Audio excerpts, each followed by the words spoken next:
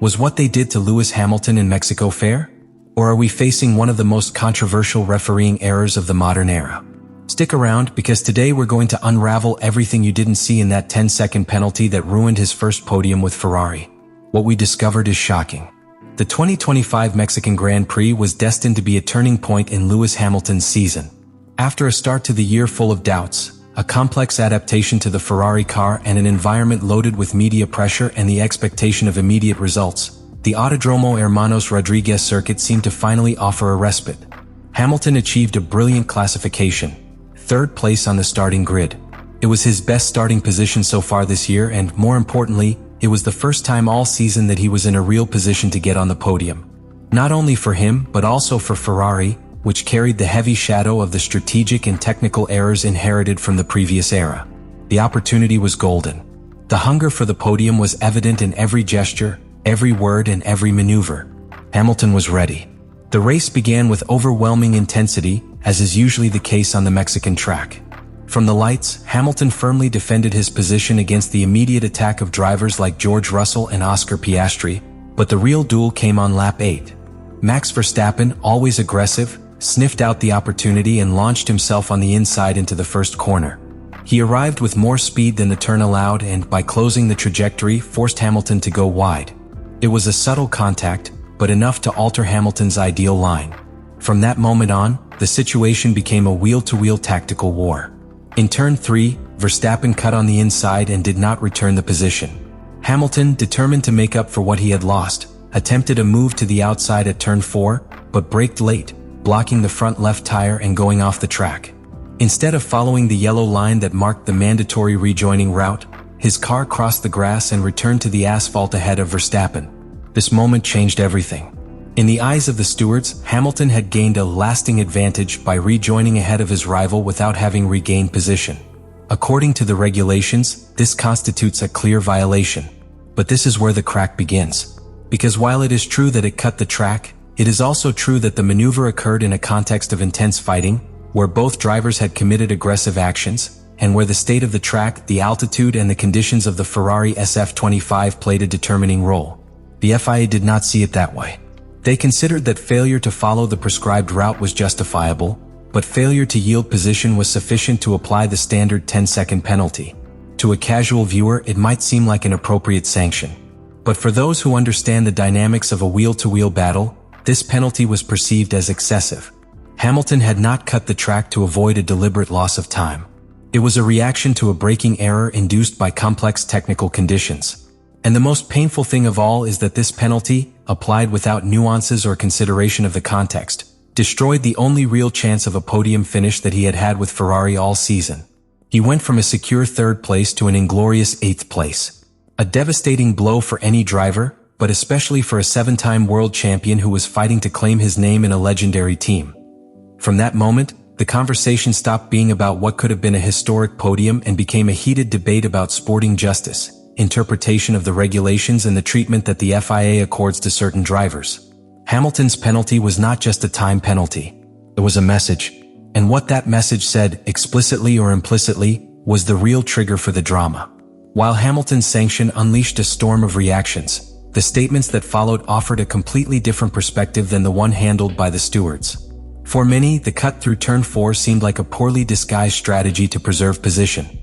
But Hamilton, minutes after learning about the sanction on the radio, expressed something that radically changed the approach. His words were immediate, visceral. "That's bullshit, man. The grip is so low there." It wasn't empty frustration. It was the key to understanding everything that had happened.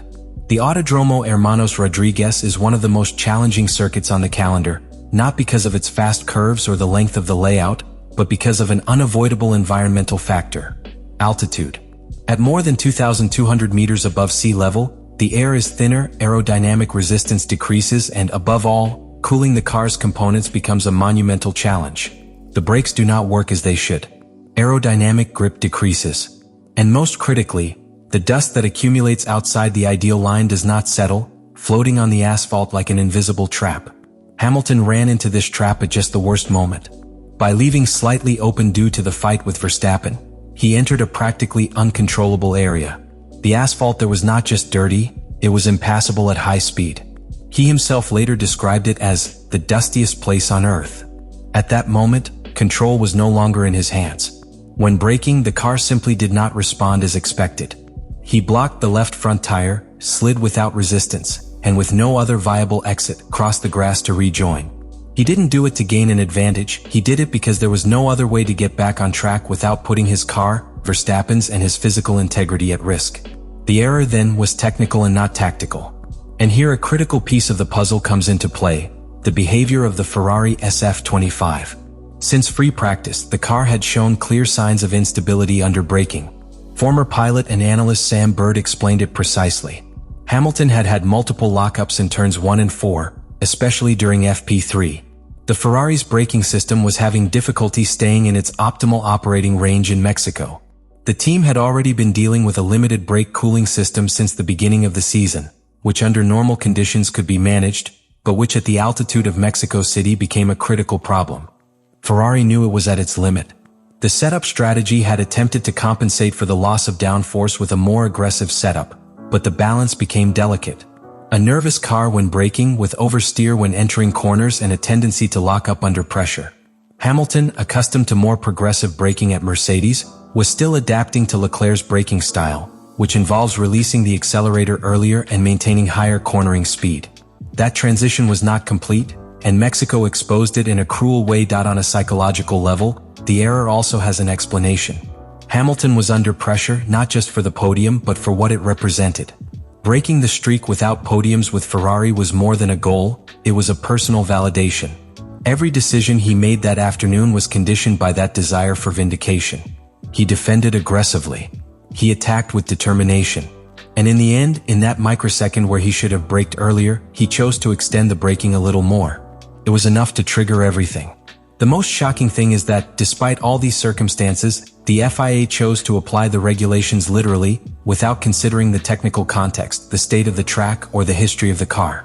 They applied a standard sanction in an extraordinary situation. And that is the real conflict. Because if the error was caused by a sum of uncontrollable factors, how can it be measured with the same yardstick as a deliberate violation? What was evident was not an attempt to cheat on Hamilton's part, but the limitations of a regulation that does not distinguish nuances. A system that sanctions actions without asking why they occurred. Turn 4 of the Autodromo Hermanos Rodriguez was not only the scene of a penalty. It was the epicenter of a conflict between what paper dictates and what reality on the track teaches. Hamilton's reaction after the race was clear, if measured. In later statements, he stated that the maneuver had been part of an intense fight and that he did not feel he deserved such a severe sanction. He described it as tough but clean racing, and questioned why only he was penalized when Verstappen had also cut the track in that same sequence of corners and had maintained his position without giving it back. The question that many asked was immediate. Why didn't the FIA also sanction the Dutch driver for an infraction that, although different in form, was equally reprehensible in substance? It was not the first time Hamilton was on the wrong side of a controversial decision. Throughout his career, he has been at the center of multiple refereeing decisions questioned by fans, analysts, and former drivers. But this time, the timing made everything more explosive. At stake was his first podium with Ferrari, his claim as a central figure in the new Maranello project, and perhaps more importantly, the symbolism of his return to the front of the grid after years of frustrations with Mercedes. That penalty not only took him away from a tangible result, but it stripped him of a narrative he and the team had painstakingly built since the preseason. And that was the big problem in Hamilton's case.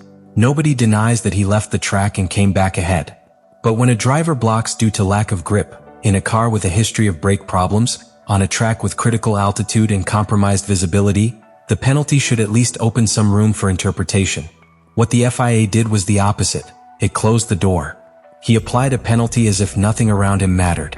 This incident also raises a more disturbing question. If this happens to Hamilton, one of the most recognized and respected figures in motorsports, what hope do mid-table drivers have when faced with dubious decisions? What guarantee do you have that your context will be considered? That they will not be victims of decisions that obey more to the inertia of the regulations than to real sports analysis? Do you think the sanction was fair, or was it an automatic and dehumanized application of the regulations? Do you think Verstappen should have been sanctioned too? Do you feel that there is unequal treatment towards certain pilots, or was it simply a bad interpretation in a difficult context? Let me know in the comments what you think about all this.